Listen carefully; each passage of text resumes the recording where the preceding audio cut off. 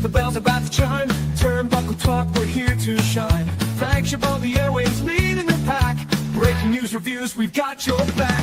From the squared circle to the backstage news, we bring stories that you can't refuse. Turnbuckle Talk, the voice of the fight. Every slam, every suplex, every highlight. Tune in weekly, don't miss a beat. For the latest in wrestling, we bring the heat. From AEW to WWE, we cover it all from A to Z. Interviews, insights, and match reviews. If it's wrestling news, we got the clues. From the squared circle to the backstage news, we bring the stories that you can't refuse. Turnbuckle Talk, the voice of the fight. Every slam, every suplex, every highlight. Tune in weekly, don't miss a beat. For the latest in wrestling, we bring the heat.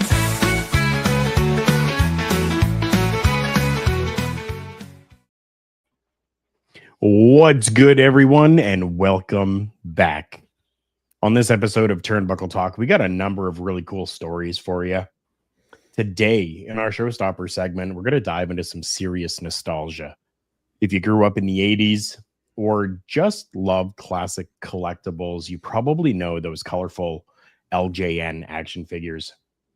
Behind those toys was a talented artist most fans never really got to know. Norman Joel Lewis. He played a huge role in shaping the look of so many figures that we still love today. So let's kick back, get involved in the chat, and have some fun on Turnbuckle Talk, episode 448, from Bronx beginnings to iconic toy legacy. I am Carl Carafel. I'm joined alongside Chris Best and OM Dynamic for this episode. Guys, there's a lot to go through today, but I think we got this, right? Oh, yeah, totally. I know the times right now seem to be pretty dismal. It's starting to get a lot darker, a lot quicker. And then with daylight savings times coming in, it just messes everything up. But we're here. And we are ready to go. We got some quick news articles that we want to get out for everybody here to begin with. And one that we have an update for is for Blue Demon Jr. Very popular over down in Mexico. I mean, popular all over the world, I would say, is Blue Demon Jr. Well, we now know that he is on the road to recovery. He was involved in a car accident, but has since been released from the ICU to be on that road to recovery. Do you guys have any other news on that right now? No, other than I read the same thing. He is on the road to recovery. The accident, while it was being played as being serious, really wasn't as serious as everybody thought, but he is convalescing right now. A lot of people, though, in the chats that I've read about this news article, confuse him with Blue Kane, who's a darling on the independent circuit. It's not Blue Kane. It is Blue Demon Jr., who is one of the greatest legends in Lucha Libre wrestling. But all the best to you, Blue Demon Jr. OM Dynamic, you know much about Blue Demon Jr.? I really don't. Other than what is wrong with you? Other than that, he is a legend in Mexico. I didn't even really know much about the car accident, so I am glad to hear that he is on his or at home now, recovering, and hopefully we will get him back in a Lucha Libre ring in the near future. But take all the time, make sure he's 100%, both physically and mentally. Yeah, I mean, the man is 59 years old and was still taking bookings and appearances. He was forced out of an appearance for the promotion IWRG because of the accident. So, yeah, rightfully so. Right. You're not going to take all these fans that have paid to go see Blue Demon Jr. in an appearance and, take them to the hospital. I mean, that's not going to work. Right. So, yeah, just had to force out of that for right now, and I'm sure that that he will make it up at some point. But he's been working since the 1980s, like the mid 80s, working for like AAA and CMLL. Just a powerhouse on the scene when it Oh, comes yeah. to the world of lucha libre. Yeah, and OMD, I just want to correct you for a moment. He's not at home. He's still in intensive care, but he is in stable condition, which means he's on that road to recovery. Right. That's what we had meant to say. Yeah, but he wrestled as late as it says here. He wrestled a 6-man tag match just recently. Yes. And it amazes me at his age just how he can still go, because I watched that match actually. Oh yeah, very cool, eh? Like, Yeah. and to be honest, still watching him, you'd never really be able to tell. Right. And Exactly. 59 me- years old. for me, not being a huge lucha libre guy, you know, they have to be probably some of the best conditioned wrestlers in the world for, of course, all of the aerial, but a lot of them do add the ground based as they get older. Oh yeah, But for you sure. have that. So you have to have that cardio, you have to have that endurance. Yeah. Yeah, So- you definitely have to have the best of both worlds when it comes to that. For WWE only fans, I guess we could say, the last time that you would have really seen him would have been an appearance during Worlds Collide. I believe it was where he was in the crowd. He was one of the notables that were in the crowd, and they did, give a picture of him. And actually the still picture that I have there is from that event, Yes. with the background removed and stuff. But yeah, so I mean, very happy to hear that he is doing better and that he is fully on that road to recovery. Another story that we've got is one that kind of hits a little close to home for each one of us. We live in the province of Ontario. The next province over for us would be Manitoba on one side and Quebec on the other side. Well, we all hear about Kane, Glenn Jacobs being the mayor of Knoxville, Tennessee. Wow. Canada has their own when it comes to Raymond Rougeau. He was reelected as the mayor of Rawdon in Quebec this past Sunday. Wow, guys, I love it. I absolutely love it. I do too. I love that our all-American boy is the mayor of Quebec. He won by 59.1% of the votes against this fellow named David Gendron. Yeah. And this is a fantastic win, because I've heard nothing but good stuff. And I'm not talking just out of Jacques Rougeau, who's a friend of mine on Facebook, but from other people that I know who live within the area, who are familiar with his work and the stuff he's done as a mayor already. Fantastic work. Good on you, Ray, for winning. Good on you for doing what you're doing. This is going to be his second term as mayor as well. Yes. This is fantastic news. And I mean, I was a huge fan of Ray Rougeau, both in the ring and on the commentary booth. Right. Yeah.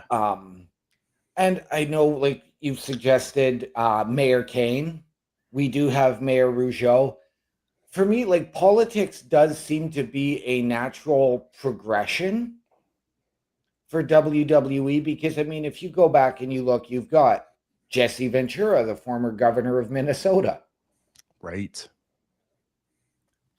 And because it is about showmanship, it's about charisma. But you also do have to have that knowledge and that platform to truly stand on, but you know how to carry yourself in the public, speaking to everybody. For sure. You know what? I kind of just realized, it kind of just popped off in my head. The three men who we've just mentioned who ran politics were all guys who knew how to cut a good promo. Yeah. True. Very, very true. Wow. To give just a little bit of a breakdown, Ray Rougeau is 70 years old. He started his political career in 2002 as a city council person. He worked on that and then rose his way through the ranks, became deputy mayor, and then elected as mayor in 2021. And now is in for his second term again in November of 2025. Very cool. Very happy about that. And keep in mind, he was doing all this while he was still doing French commentary for the WWE at the time. True. Yeah. Oh, wow. I didn't even think about that. But yeah. Man of many talents, I guess. Yeah. For sure. No, that's really cool to still be able to do all of that. Plus, run a city of 12,000 roughly people, according to the last census that happened there. Good for him. Good for our friends south of the border. And I'm not talking about our friends in the United States this time, but I am talking more about our friends that are down a little bit further. TNA Wrestling is going to continue to be alive and well on your television screens throughout Mexico and Latin America. TNA has signed a continuation or a renewal with Claro Sports. This Hello, is Mr. Parrish. This is Go ahead. fantastic for TNA. We know that they are working to get themselves a much bigger TV deal in the United States and North America than what they currently have with Access TV. Mm-hmm. I know for us here in Canada, we are extremely lucky to have the live coverage of them every week on Sportsnet. But for them to continue their partnership with Mexico, and we know they have a tradition of working with other promotions from Mexico as well, as Conan was heavily involved in TNA for a long time as well. So I absolutely love this, and it just means to me that they are still growing and that their reach is expanding globally. I do have to correct myself. It is not a continuation. This is a new partnership from what I'm seeing right now with Claro. It is a new partnership. TNA issued a release saying that they announced a multi-year, multi-100-hour output license agreement. So that is absolutely fantastic for Mexico and Latin America. The distribution agreement begins January 1st, 2026. Yeah, they're going to start the year off right. TNA's programming and their library, which includes iconic long-running weekly show TNA Impact, as well as pay-per-views, as well as original TNA Plus Presents specials. Wow. They're getting it all. Yeah. Yeah, and this is going out to 17 territories and countries. I mean, and it's not just Mexico, or Uruguay, Peru, Paraguay, Bolivia, Argentina, Colombia. All of those Latin American countries are getting some TNA action, and that excites me that they are expanding as they should be right now, because TNA, to me, TNA is fastly becoming the number 2 product once again. Very true. Yes, it really is. And this is the first time we're really hearing of anything going live to South America. Like we know that I'm sure they are getting WWE on Netflix. I'm sure they probably have access to Max and AEW and stuff like that. Right. But it's not, those are not common wrestling hotbeds that we hear about. When's the last time we had a show in Brazil? In our lifetime. Can't think Right? of one, but I know that wrestling is actually pretty popular down there, especially with the Lucha Libre audience there. Absolutely.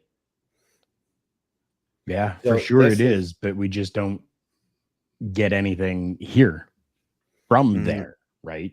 Yeah. Yeah.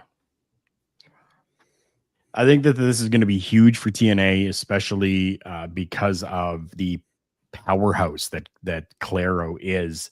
They're going to use their full suite of platforms and devices, including the Claro Sports Pay TV channel, the Claro Video over the air OTT service, as well as digital platforms like their website, clarosports.com, the Claro Sports channel on YouTube, the Claro Sports mobile app, the Claro Sports fast channels that are available on Samsung TVs, the Samsung app, Roku, Android TV, LG TVs, stuff like that. Huge for TNA. So yeah, I mean, you're right. You're right. It really, once again, becoming that number 2. And it seems like it's happening quickly. Yes. Yeah. We have come to a little bit of a time that we like to call, well, a commercial break. Yeah, that's exactly what it is. I'm just going to call it what it is. It is a commercial break because, well, we got to pay the bills somehow. One of the easiest ways for you to help us with that, to keep us live, streaming to you every day of the week, is to go and get some merch from our store. We do have a shop that is available through Redbubble. I will have a QR code up on the screen for you, but take a look at this. The Turnbuckle Studios store is open for you 24 hours a day, 7 days a week. Get the merch and represent the best from the shows you watch on a weekly basis. Multiple styles to choose from with over 10 products available. Don't get left out and pick up all your favorites today. Find us at carlcarafell.redbubble.com. And if that is not easy enough for you to remember, there's a QR code right up there in the top corner. Go ahead and click that QR code or go to our website, turnbucklestudios.org, and then click on shop. Every purchase that you make does give a little bit back to us, and we take those profits and put them right back into the programming, everything we do, the programs that we use to be able to create the graphics, to create these overlays that you see, and to just bring you the best product that we possibly can. Got a few more stories to cover here before we get to, well, probably our big 2 stories of the night. Mm-hmm. The first one that I think I want to go through, and I believe, Chris, you're the one that gave us a little bit of information on Tony Hawk. I was not. That was OMD actually sent that information. Okay. Which is weird because I'm the Tony Hawk guy. Right. That's why I immediately that's why I just thought it was you. Yes. No, this was one that I sort of debated on, was it all that important? But I looked at the message behind this. Okay. And Darby Allin and Tony Hawk have permission to open a skate park in Georgia. In Henry County, to be exact, and it will be Darby Allin along with, it is Tony Hawk's company itself, actually. But Darby Allin wanted to do this because of how important skateboarding is to his life and how it saved him. And he had moved there in 2019 to Atlanta, and the nearest skate park was over a half an hour away. Oh, geez. So, yes, he is partnering with, I can't remember the name of the foundation, the Skate Park Project. Oh, skate park project. Okay. This was first announced a few months ago, back in August. And at the time that he launched a fundraiser. So he wants to give back to his community, and I love it because, again, it's a way to, yes, you're going to get the kids maybe out on the street, but at least they're out doing something constructive with their friends instead of out getting into trouble, getting involved with the wrong crowd. Okay. Just a brilliant move. I mean, it's everything that Tony Hawk and what Darby Allin are all about when you see them outside of their respective sports. I've seen this thousands and thousands and thousands of times with Tony Hawk himself. He does a lot of these charitable things, like what was it? Last year he went around LA driving around seeing kids randomly skateboarding, and he'd say, do a kickflip, and they'd do a kickflip, and he'd give them a free skateboard just for doing that. Really? Yeah, that's how charitable of a guy Tony Hawk really is. He's giving back to the skating industry, just as Darby Allin is contributing to it with this. And this is actually a very smart move, and I love it. I love that they are doing this, because we have a skate park in our city, and I've noticed that has helped a lot of kids out in our city as well. Yeah. Just good on these two for doing this, because for the three of us growing up in our teens, skateboarding was kind of looked at like, ew, you're a bad person, like you're a criminal because you're skateboarding. Meanwhile, Yeah. all we were innocently doing was skateboarding. And me, I was the videographer for a bunch of my skater friends. So we got into trouble a lot at the Zellers parking lot specifically. Yes. Yeah. And then I ended up working there at the Zellers while I was doing it. So they were like, geez. they were okay with it suddenly. Oh, nice. Nice. But you give a little bit more information on OMD saying that there was a fundraiser that was started. The QR code that I'm putting up on the screen now, I'm sorry, Mr. Best, it's covering part of your face there, and I apologize for that. But that is the QR code you can go to for the link. It is darbyallen.funraise, no D in there, just fun.org. The park's going to be located at Heritage Park, which is like just outside of the downtown area. Going to repurpose 37,500 square feet covered arena into a year-round skate and creative place. It was secured through a partnership with the Henry County Parks and Recreation. The project's backed by the Henry County Board of Commissioners, the skate park project, and he is looking for donations to assist with that. They're looking at a $50,000 goal. It's kind of a little unsettling to be able to say that they've only raised, and this is since August, $1,897.25. So I don't know if the idea is not out there well enough, but well, we're here for that, and hopefully through our show and through what we are doing, because we believe in this project, we think that this is an amazing project. Click that QR code.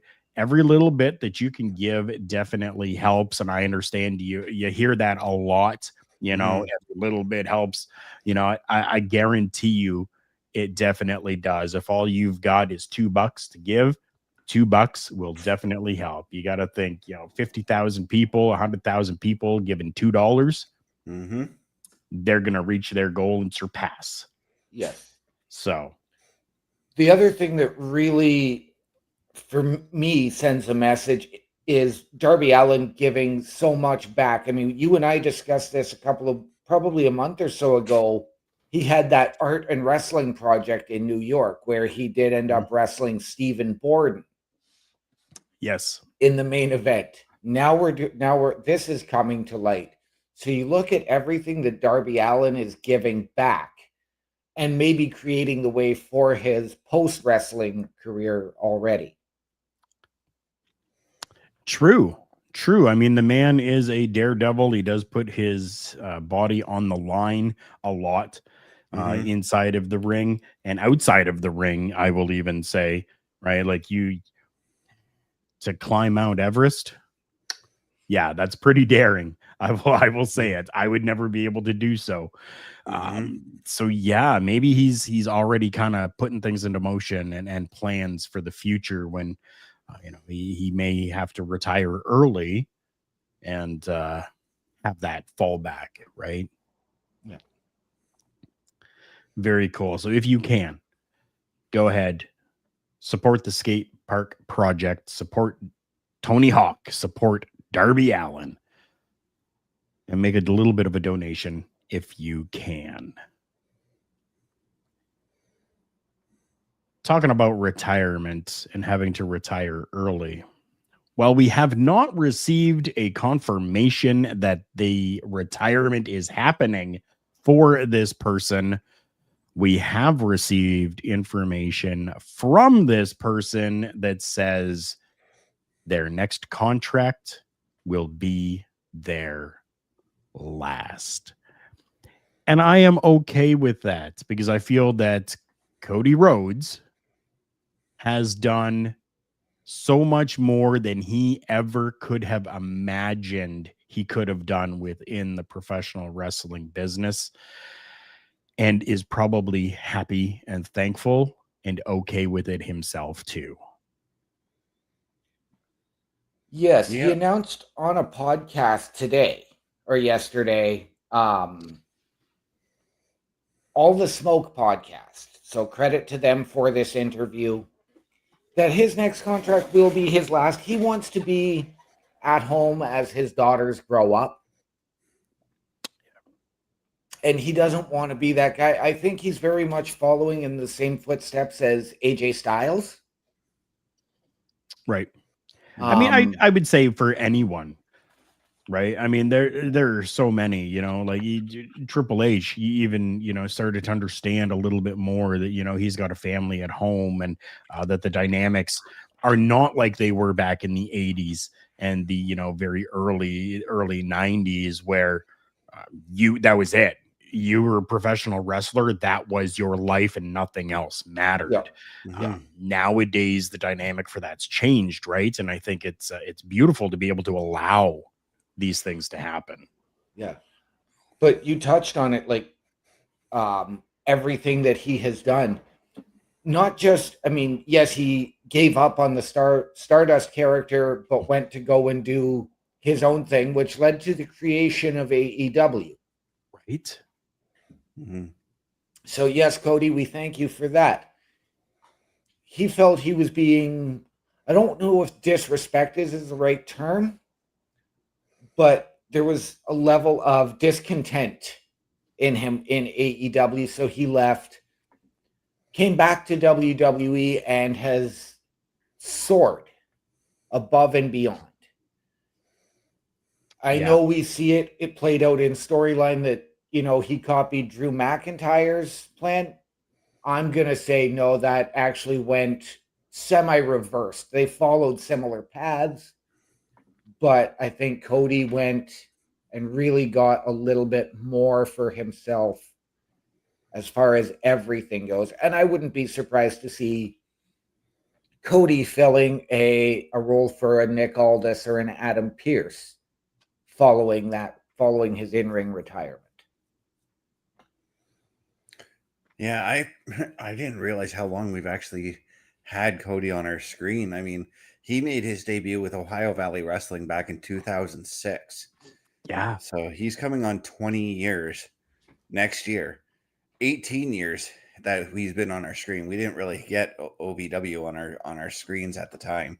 But geez, because I feel like Cody is still new to me, but 18 years, yeah, he's been around a while. So if Cody wants to hang it up after his next contract, career well played out there, Cody. I mean, you're the only Rhodes who has won a world heavy, or the only Rhodes since your father that has won a world heavyweight title, that has won the WWE title, I should say. Because, Right. I mean, Dusty was the NWA heavyweight champion. Yes. So was Cody. Yeah. Mm-hmm. But yeah, career well done. That's what I would say to Cody, because wow, what a ride it's been with him. Yeah. And just as a confirmation for everyone, this is what Cody said. So again, thanks to the interview for giving us this, or for having it out there for us to be able to use as well. Cody says, what I'd say is probably my last contract with the WWE, or the next contract I sign will probably be my last, and I'll finish my days with the WWE. It's the house that built me, and it's the house that brought me back and put me in this wonderful, wonderful position. That's And where we get that confirmation. yeah, and I like that he used the term probably, because that could even change. Right. Right. That's why I wanted to make sure that got out there, so that there is no misconstrued, nobody, watching now or watching us later on the different platforms goes, oh, but they said. No, this is what Cody said. Yeah. That we're relaying to you. Yeah. So again, thank you to All the Smoke for the interview that was done, and for the use of that portion of it. We appreciate that greatly from you.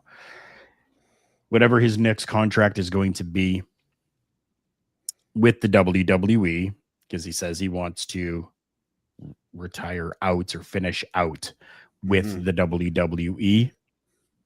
Good for him.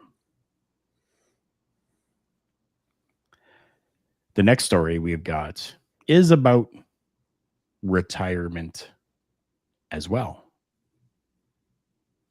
But before we get to that story, we got a couple more things that we need to do here. And one of those is to let each and every one of you know what we have here with Turnbuckle Studios on a weekly basis. Turnbuckle Studios and the Turnbuckle Affiliation Program bring you the week of streams.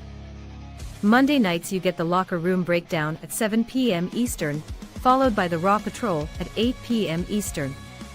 Tuesday brings you the flagship show, Turnbuckle Talk, at 8:05 p.m. Eastern. Wednesday we play games with the PlayStation Showcase at 8 p.m. Eastern. Thursday we go TNA when we brace for Impact at 7:55 p.m. Eastern. Friday we secure all details as we answer the call for the SmackDown security detail at 8 p.m. Eastern. The weekend brings you Saturday Night Gaming at 8 p.m. Eastern. On Sundays be sure to catch the Chris Parrish podcast at 12:15 p.m. Eastern, followed by the Boar's Nest at 8 p.m. Eastern. Be part of the shows and join the chat every day. That's right. Every day we have something going on here with Turnbuckle Studios. If you do want to learn more about what shows there are and where you can watch them, check out our website, turnbucklestudios.org, and click on episodes. That will show you exactly the shows that there are. You can click on that show, and as long as it has been given to me to update the website, it will take you to the latest episode of that show. Now, this other guy that we were talking about, we've been talking about him for a little bit now, for quite a while. For almost a year now, we have been talking about this guy, but we had speculations on who his final opponent was going to be. They have now given us information that it is down to a 16-man tournament that is going to be happening. Yes. To find out who is going to be the last opponent for John Cena. And we do have a couple of matches already announced, but that means that there is still quite a few that have to happen that haven't been announced yet.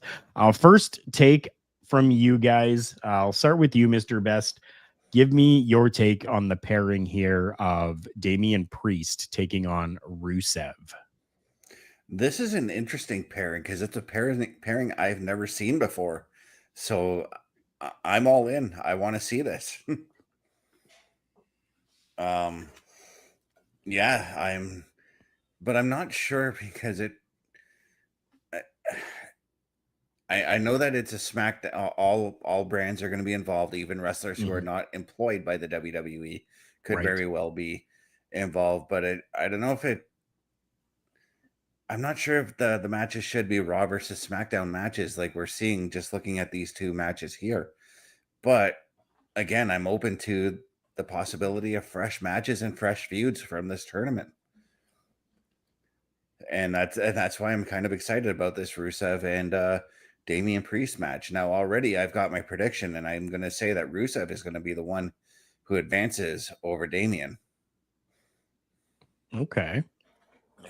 I too think this is a very, very intriguing matchup. This is powerhouse versus powerhouse, a former world champion versus a former United States champion. I have Rusev as well winning this match. I actually have Rusev going all the way and being that last match. Okay. And not just because of what he said last night on Raw, but I think that for Rusev, this is really the chance for WWE to put that spotlight on him and let him show what he can truly do and put himself up into that upper echelon. It's understandable. Definitely is. Like you said, powerhouse versus powerhouse. This is just going to be a knockout brawl type of matchup. Both men are very technical. Both men are very good inside of that ring and can both hold their own. So it'll be interesting to see what happens when these two behemoths kind of butt heads, as you were in this matchup, to have the opportunity. Like, it's such a huge thing on the line here to be that last person to wrestle John Cena in the WWE at a Saturday night's main event. Like that is huge in itself. And I mean, it could very well be one of these two other men that are there. And we're looking at Shinsuke Nakamura and Sheamus. Both of these guys, veterans in the business. You know, you kind of take a look at Damian and Rusev, maybe not as long in the business as these two. You know, Shinsuke Nakamura coming over from Japan, having a whole other world, a whole other wrestling life over there, and coming over to America, or coming over to North America, and building and creating a new life within professional wrestling. And then Sheamus, I mean, it's sometimes hard to not remember a time when Sheamus was on our television screens. I mean, I can, but I know that there are some that can't, right? Because I'm back from, you know, I'm old, you know, we're all here, you know, so we remember the 80s professional wrestling where Sheamus wasn't there. But it just seems like Sheamus has been there forever as well.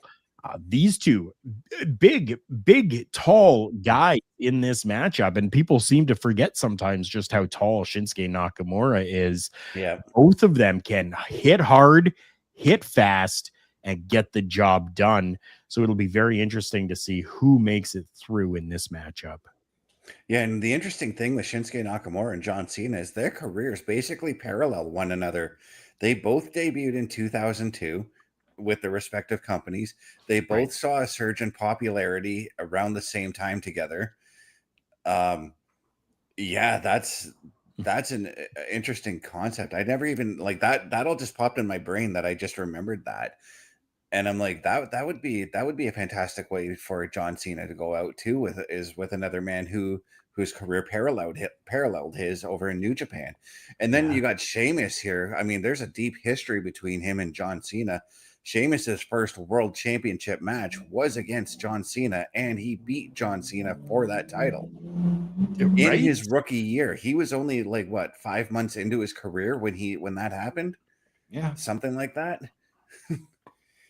Lots of history between and not to knock on Rusev too, but because there's a lot of history with John Cena there as well. Mm-hmm. Yep. I look at it, and Shinsuke has been, a part of so many great retirement matches. We know a couple of years ago he was allowed to go over to Japan and wrestle the Great Muta on his retirement tour. Right. We know that he has been suggested for Hiroshi Tanahashi's retirement match coming up next year at Wrestle Kingdom. Mm-hmm.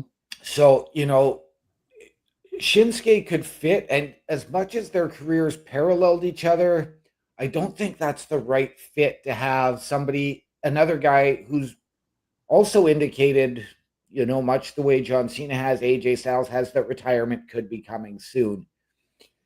I went with the suggestion because we had been hearing reports of John Cena versus Dom for the Intercontinental Championship at Survivor Series. Right. I know, not a popular idea, but John Cena wins it, defends the Intercontinental Championship against Sheamus in that last match so that Sheamus gets that as well. And Sheamus gets his Grand Slam.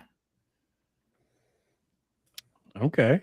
And I'm good with that, but I know it's not an overly popular idea among the members here at the Turnbuckle Affiliation Program.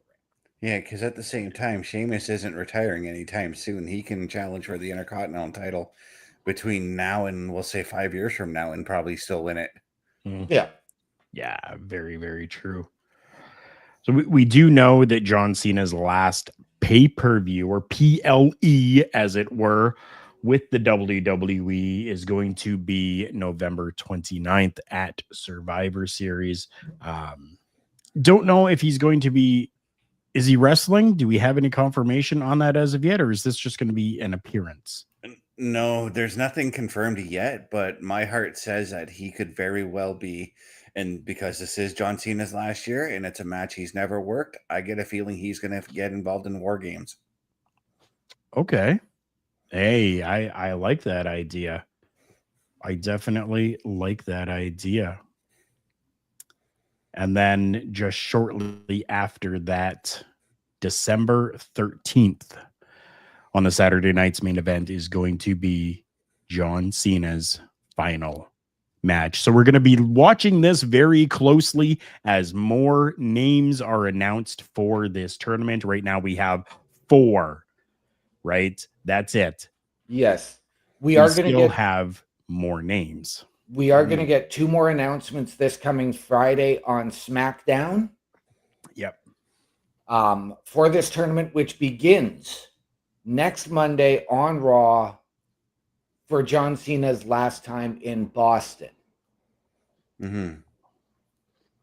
So let's do a little speculation here then quickly. Throw out some other names. Mr. Best, start with you. Throw out 2 names that you would like to see. And we know that it can be from any brand, and it can even be somebody who is not with the company, And that who just you would makes like it to be. And that just makes it so easy for me because my first one is extremely obvious, and he's been championing a match with John Cena all year long. Joe Hendry. Right. He's been playing the socials. He's even talked to John Cena about wrestling a match with him. Mm-hmm. And it makes all the sense in the world to put him in this tournament. And I believe, if I'm not mistaken, his TNA deal does come to an end in December. I believe so. Yeah. Let's just say with OMD's theory, let's say John Cena does win the Intercontinental title. I think it would be very fitting if Joe Hendry came into the WWE challenging John Cena for that Intercontinental title and won that match. That would be a huge feather in his cap for sure. And that would skyrocket him to the star, to even bigger stardom than where he is right now. True. Um, Give the me a other second guy- name. Yeah. The second name, I'm going to AAA, and I'm going to go with one of my favorite comedy wrestlers right now, in Mr. Iguana. Okay. I don't expect him to win the tournament, but I expect him to put on some entertaining stuff during the tournament. Okay. I can respect that. I think it's just going to be fun to watch him wrestle again. Okay. I think so as well. OM Dynamic. Give me two names. I as well. I'm going to go to TNA, and I'm going to go with the TNA World Champion, Mike Santana. Good choice. And then I am going to go to NXT. And I'm going to put somebody unexpected in Sean Spears. Okay. I can see that. That would be fantastic as well. I mean, we all know Sean Spears is a fantastic worker. So to have him as part of this tournament would be just amazing. I love that idea. Two names that I'm throwing out there aren't even with the company right now. They are out doing other things. The first one that I would love to see, not win, but would love to see, is Chris Jericho. I've always been a fan of Chris Jericho, and I just would love that maybe he comes back in this tournament and then is finishing out his contract with his other company to be able to, you know, after the match, lose, win, draw, whatever, get on the mic and say, I'll see you again real soon, to kind of build up for a little bit of a comeback to the WWE. Yeah. And then the other one is the Indie God. I want to see Matt Cardona. I don't want to see Zack Ryder. I want to see Matt Cardona come back in for this tournament, just to kind of remind everybody that he is still out there. He is still working, if you may have been living under a rock and forgotten and not seen anything from the independent scene. Yeah, and I like those picks too, Carl, because again, Chris Jericho has a lot of history with John Cena. We go back to 2005 and the 2005 draft. Who was it that brought John Cena over to the Raw roster? It was Chris Jericho. Right. And then Matt Cardona. Matt Cardona and John Cena, we all know they are extremely good friends outside the ring. Yeah. So that makes a lot of sense too. And they had that huge angle in 2012 as well, which led to Matt Cardona as Zack Ryder winning his first, I believe it was his first singles title, the US, when he won the US title at the time. A lot of history with those two gentlemen that you've chosen, and I like that. I figured some people definitely would. The WWE apparently is not. Well, they're very disappointed for another reason. We're going to go through this one real quickly because we need to get to our showstopper segment, our main event of the night. But we're talking about Saturday night's main event that just happened.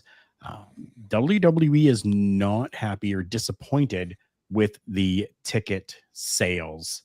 According to WrestleTix, there were only 7,867 tickets that were distributed, with the venue being set up to hold 8,088.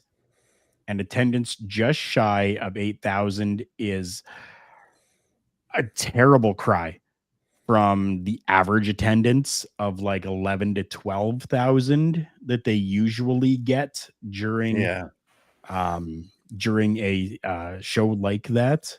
So I want to chalk it up to just the time of year, people being busy. There's holidays that were around. There are just different things that were happening. And I think that that's probably just all it is, and that will bounce back. Yeah, absolutely. I mean, you've got the US Thanksgiving coming up this month. You've got Christmas and New Year's right around the corner. Work is starting to amp up because the stores are starting to bring in all that extra retail. So people are having to work longer. Yeah. And as well, I mean, you're still at 7,800 out of just under 8,100. So I really don't see a huge deal because you're still at a sellout. And again, we discussed this last week. It was too many events in one place. Right. Right. Yeah. Chris Best, let's go to you quickly here. Well, I mean, SmackDown also showed a lower attendance than Saturday night's main event did too. But that's also because, I mean, Halloween just happened. I mean, a lot of people are more or less taking their kids out for trick or treating, then bringing them to a wrestling event. But what's the one thing we've been talking about a lot lately too that's been a problem with a lot of wrestling fans? Ticket prices. Yep. It's I know it's too early, but a lot of people are already saying this is already starting to bite them in the butt. But yeah, at the same time, yeah, we are approaching the holiday season. Everybody's going to be in the States are going to be going out and buying turkeys for Thanksgiving, buying turkeys for Christmas, buying Christmas gifts for Christmas, everything like that. It's going to be a little bit. This is usually around the time where we do see a downturn as far as attendance goes for wrestling events because of these kinds of things. Right. I expect it all to ramp back up come Royal Rumble. I mean, WrestleMania, everybody goes nuts and buys tickets for all of those shows anyway. Yeah. So, but let's not forget, I mean, Royal Rumble now is in Saudi Arabia. You've got Saturday night's main event and SmackDown coming to us from Montreal in January. Mhm. We're probably going to be having this same discussion. We also know that some of the higher ups weren't there for the show. yeah, True. Hunter was not in attendance for the show. Bruce Pritchard wasn't there either, I don't think. There were a number of people who weren't there, but it still, I mean, at the same time, they still put on a heck of a show for the 7,000 that attended there. Very much so. So we'll have to keep on watching that. Just as you can watch this next commercial, our last one of the night. A Turnbuckle affiliation program is looking for more people. If you have passion level for pro wrestling, sports, video games, or something else, then Turnbuckle Studios is the place to be. If you have ever wanted to pursue content creation and want to join our team, then we would love to have you. Check out turnbucklestudios.org or contact us by email today because your future is now, and we want you to tap in.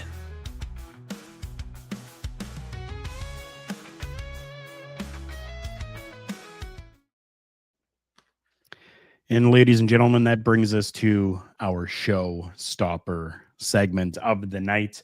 Unfortunately, we don't have a lot of time to go through this one here now, but we will give it its proper due. An action figure pioneer has passed away. We are looking at Norman Joel Lewis. Popularized the LJN. And if you haven't caught on to it yet, it's his initials, but backwards for this, which I thought was very, very cool. Just an amazing pioneer when it comes to collectibles and action figures themselves. He was born in 1927 in Bronx, New York. He was very proud of that. He was in a very close-knit community that really built values of family, loyalty, and friendship. And he carried them with him throughout his entire life. He was a pioneer in the toy industry. He co-founded LJN Toys. He was one of the early people, the early creators to kind of take the toy industry to different areas, to use like TV personalities, professional wrestlers, Betsy Clark, Disney, Gumby, all of these different things, and many, many others. And he was really one of the ones that started and created that and adapted those characters into an action figure type of state. And it wasn't just action figures; it was video games too. They were taking licensed products. He took licensed products like Back to the Future, the Bill and Ted franchise, all of those, and turned them into video games. Same with the WWF. This gentleman, without even realizing it, shaped all of our childhoods in some way or another. Yes. I mean, I give thanks to this man for helping me create storylines with my LJN figures. One of my favorite things I did because of this man was I turned Junkyard Dog heel on Hulk Hogan. Right? Yep. See, I never had any of these action figures growing up, but my friends did, so I was able to play with them. One of the big things that I remember reading, and I know we looked at them as cartoons, but they were really half-hour long commercials for everybody to go and buy the toys, whether it was, your G.I. Joes, your Hulk Hogan's Rock and Wrestling, and vice versa. The toys served as the purpose to go back and watch them each and every week. Mm-hmm. Yeah, very true. The picture that you see on the screen right now is my collection that I have of the LJN big rubber wrestlers, we used to call them, right? Mm-hmm. And yeah, I'm very happy and thankful that I'm able to have that, and they're on display, kind of right down over here as well. So a toy industry pioneer, Yeah, unfortunately, has passed away, and we know that it's inevitable. It's going to happen to everybody at some point, but it's sad sometimes, especially when, as you said, Chris, this is somebody that really helped shape the lives and the play experience that we had growing up. Yeah. Thank you, I mean, Norman. Thank you. yeah. I mean, what better word to say than thank you for everything you've done? Because I just keep thinking back to my toy collection, and I'm seeing the LJN logo on every single toy I've owned, with the exception of my GI Joes, which was Hasbro. Yeah. Right. I have a whole bucket here full of other toys, and I mean they're jacks, right? Nothing compares to the big rubber wrestlers, Right. Yeah. and nothing compares to the amazing people that we have here with us each and every week, every day of the week, that are here with us in Turnbuckle Studios. We thank you. We appreciate you. And we are so happy that you are here. If you can, give us a like, a share, a follow. Tell your friends about the amazing experience that you've had here with Turnbuckle Studios. Make sure you're checking out our website, turnbucklestudios.org. QR code is up there in the top corner for you as well. You can scan that, go to the website, check it out. And if you're looking to become a member of the Turnbuckle Affiliation Program, you can just click on join, fill in a couple of questions for us, and it gets emailed directly to us, and we are able to take a look at that and get back to you on that. Mr. Best, OM Dynamic, thank you very much for being here, for joining me, and for supporting everything that happens here with Turnbuckle Studios. I appreciate you. The fans appreciate you. And guys, we can't wait until next Tuesday when we can bring you another edition of Turnbuckle Talk. Remember, everyone, the world's a scary place. Take care of each other.